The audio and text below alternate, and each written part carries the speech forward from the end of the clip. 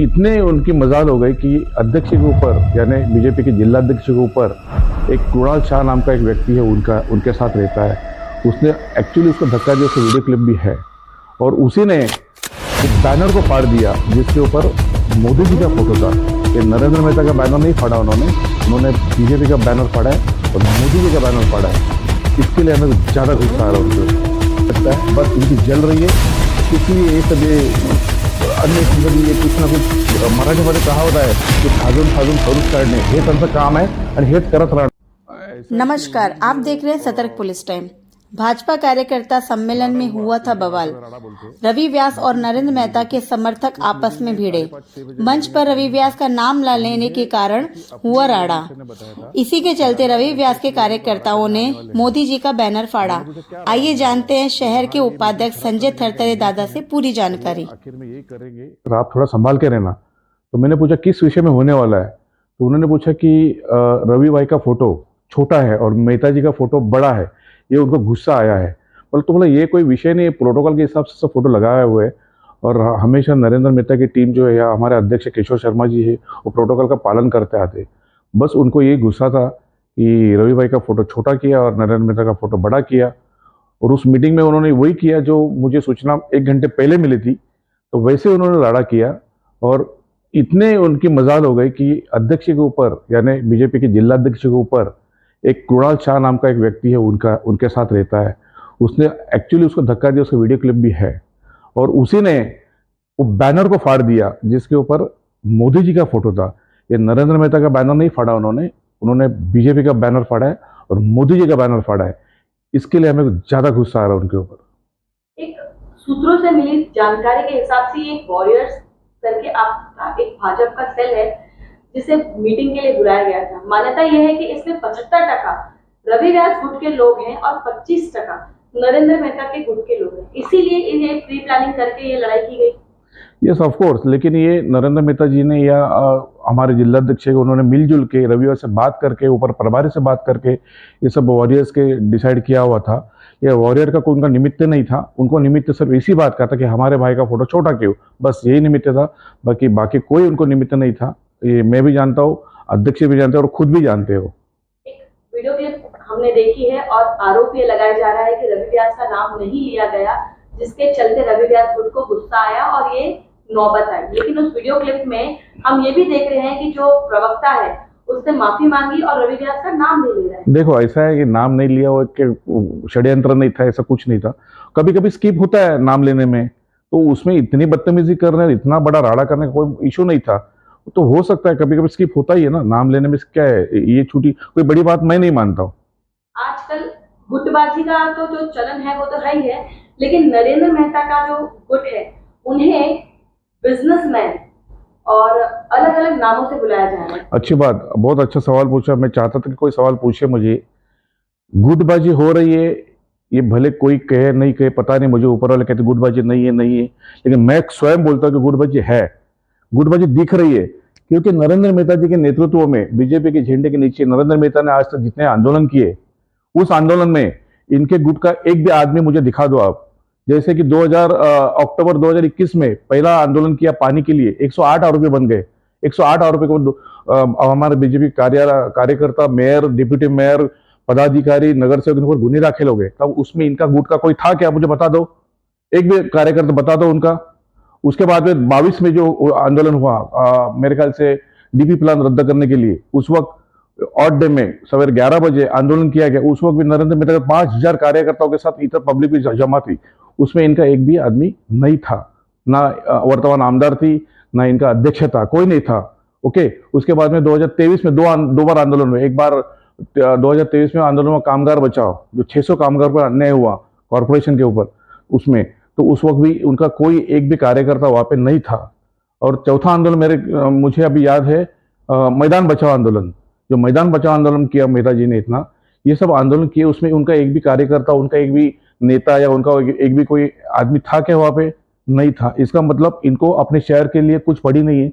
जितने भी आंदोलन मेहता जी ने किए, उस आंदोलन में मेहता जी ने बीजेपी के झंडे के नीचे आंदोलन किए और उस आंदोलन में इनका एक भी आदमी आज तक कभी दिखाई दिया नहीं। इसका मतलब ये शहर की इनको कुछ पड़ी नहीं है।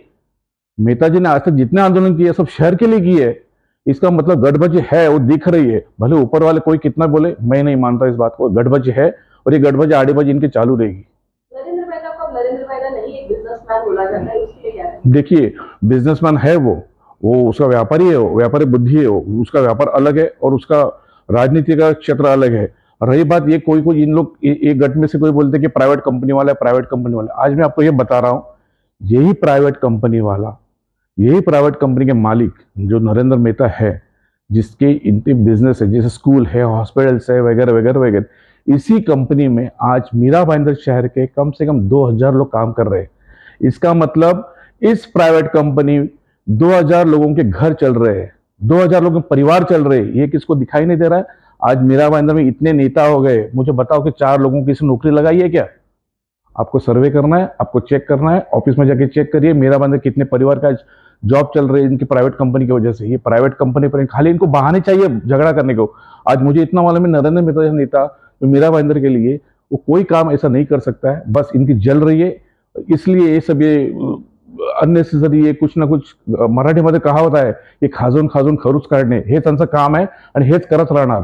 आणि पण मेहताजींना कोण सोडणार ना? आज मेहताजी जसा माणूस है तो आज एवढा समझदार और सुलझावा आदमी है वो, कि इनको वो देखा नहीं जा रहा है।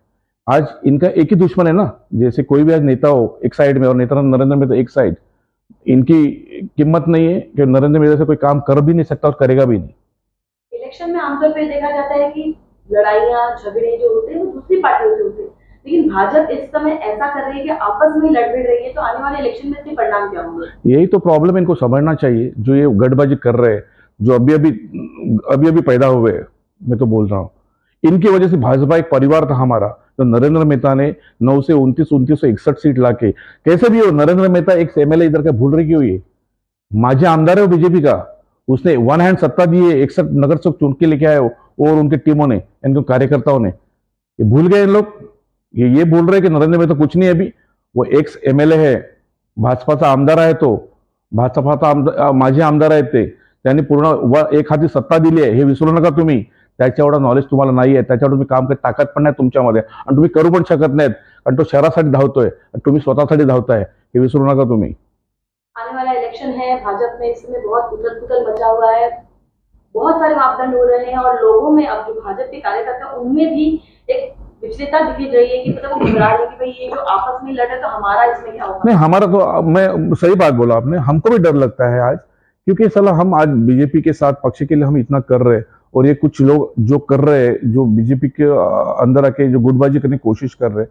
हम तो चाहते हैं कि बीजेपी का झंडा, मोदी जी को हम ऊपर, मोदी जी को तीसरी बार प्रधानमंत्री देखना चाह रहे हैं हम लोग। और ये गुटबाजी ऐसे कर रहे हैं, ये खुद के लिए फाइट कर रहे हैं, ये पक्ष के लिए नहीं फाइट कर रहे। अगर ये खुद के लिए फाइट किए होते इन्होंने, तो परसों के आंदोलन में या परसों की मीटिंग में इन्होंने बीजेपी का बैनर नहीं फाड़ा होता। इन्होंने बीजेपी का नहीं बैनर फाड़ा, इन्होंने नरेंद्र मोदी जी का बैनर फाड़ा। ये आज हम बता रहे हैं। और ये सिर्फ किस वजह से? तो अपने खुद के नेता का फोटो छोटा था इसलिए ना, लेकिन इन लोग ने ये नहीं सोचा कि बीजेपी का बैनर फाड़ रहे, तो ये बीजेपी का अपमान कर रहे हैं। ये कभी बीजेपी के हो नहीं सकते। आने वाला इलेक्शन है, लोकसभा चुनाव है, आप अपने कार्यकर्ताओं के अपने माध्यम से क्या संदेश देंगे? बस हमें तो मोदी जी चाहिए, बाकी कुछ नहीं। लोकसभा है इलेक्शन, अभी लोकसभा के इलेक्शन में कैसे भी करके बाय डू और डाई, हम लोग को 400 पार का नारा जो हमको मोदी जी ने ऊपर से, जो अमित शाह जी ने या दिल्ली से आया है, वो हमें उसको फॉलो करना है और हम कड़ी मेहनत कर रहे हैं। नरेंद्र मेहता जी की टीम जो है कि नरेंद्र मेहता सुलझा हुआ और एक समझदार इंसान है और पार्टी के लिए वो हमेशा भागते रहता है, पार्टी के लिए बहुत सारा वो सब कार्यकर्ताओं काम पे लगाता है और वो 110% यहाँ पे बीजेपी ही लीड करेगी। और उनके वजह से और बाकी सबके वजह से हम नरेंद्र मोदी जी का जो 400 पार का नारा है वो पार करेंगे। भाजपा के लोग ही थे कि और परिवार के भी? वेरी गुड क्वेश्चन, अच्छा कुछ सवाल पूछा आपने। जहाँ तक मेरी जानकारी, मेरी नज़र थी या हमारी जो सर्वे था या जो शुरू से एंड तक मैं देख रहा था, उसमें बहुत सारे असमंजस लोग, यानी जिसका मेरे ख्याल से भाजपा के दूर दूर तक कोई कनेक्शन नहीं था, ऐसे ऐसे लोग भी वहाँ पे थे जिनका कोई लेन देन नहीं, ऐसे गुंडे वहाँ पे दिख रहे थे और मुझे हमेशा दिखते रहते, ये कोई बड़ी बात नहीं। लेकिन वो प्रेजेंटेशन से लग रहा था कि आज कुछ इन लोग हंगामा करने वाले हैं, जो इंटेंशन से ये मीटिंग के अंदर घुसे हैं, ये करके जाएंगे कुछ। और उन्होंने वही किया जो मुझे 1 घंटे पहले, यानी मीटिंग शुरू होने के 1 घंटे पहले किसी मेरे मित्र ने, हमारे वेल विशर ने ये हमें सूचना दी थी कि ऐसा ऐसा होने वाला, और वही हुआ। जो असमंजस लोग घुसे थे उन्होंने सब ये क्या बोलते हैं, राड़ा, उनके भाषा में राड़ा की है। और हमारे बीजेपी के जो वरिष्ठ है या हमारे नेताजी है या अध्यक्ष है, जो भी हमारे है, वो इसकी छानबीन करेंगे। और प्रदेश में इनकी पूरी इनकी कंप्लेंट गई हुई है, पूरे वीडियो इनके हमने भेजे हैं और इनका जो भी छानबीन करेंगे हमारे वरिष्ठ करेंगे। इसमें मेरा भी वरिष्ठों से ये कहना है कि इसकी छानबीन तुरंत की जाए, ताकि आगे ऐसा बीजेपी पक्ष के ऊपर कोई ठप्पा ना लगे, क्योंकि ये पहली बार बीजेपी में ऐसा ठप्पा लगा है कि जो राड़े होने शुरू हो गए। ये सब राड़े बीड़े सब सेना में शोभते हैं, हमारे बीजेपी में नहीं शोभा देती है इसको। जो असामाजिक लोग जो दिखाई दे रहे हैं उसमें, उस पर भारतीय जनता पार्टी क्या कार्रवाई करेगी? बिल्कुल करेगी। भारतीय जनता पार्टी एक शिष्टाचारी पार्टी है, मैनर्स है यहाँ पे, डिसिप्लिन है यहाँ पे सब ये गुंडागिरी फुंडागिरी यहाँ पे नहीं चलती है और ना चलने देंगे। नरेंद्र मेहता जी ऐसे उलझे हुए समझदार इंसान है, वो कभी ये चाहते भी नहीं कि किसी के कान पर नीचे मारे। हम हमेशा बोलते हैं कि इनको समझाया जा सकते, समझाने के कैसे वो बताते। उन्होंने कैसे आज तक दादागिरी की नहीं, जब वो आमदार थे कभी उन्होंने ऐसा मिसयूज किसी का किया नहीं। इतना प्रशासन शासन के साथ चले, लेकिन कभी भी ऐसी दादागिरी कभी उन्होंने की ना। उन्होंने कोई अपने कार्यकर्ता या अपने टीम मेंबर को कभी भी ऐसे दादागिरी करने से हमेशा रोका है उन्होंने। वो चाहते थे उस दिन भी वो दादागिरी कर सकते थे, अपने 4 गुंडों जो भी मिलते हैं मार्केट में भाड़े से, जैसे इनके पास सैलरी पे गुंडे वैसे मिलते हैं, लेकिन अभी उन्होंने ऐसा कभी आज तक किया नहीं और ना करने देते हैं। वो उन्होंने आज तक कभी दादागिरी की भाषा की नहीं और ना करेंगे, इतना उन पे हमारा पूरा विश्वास है।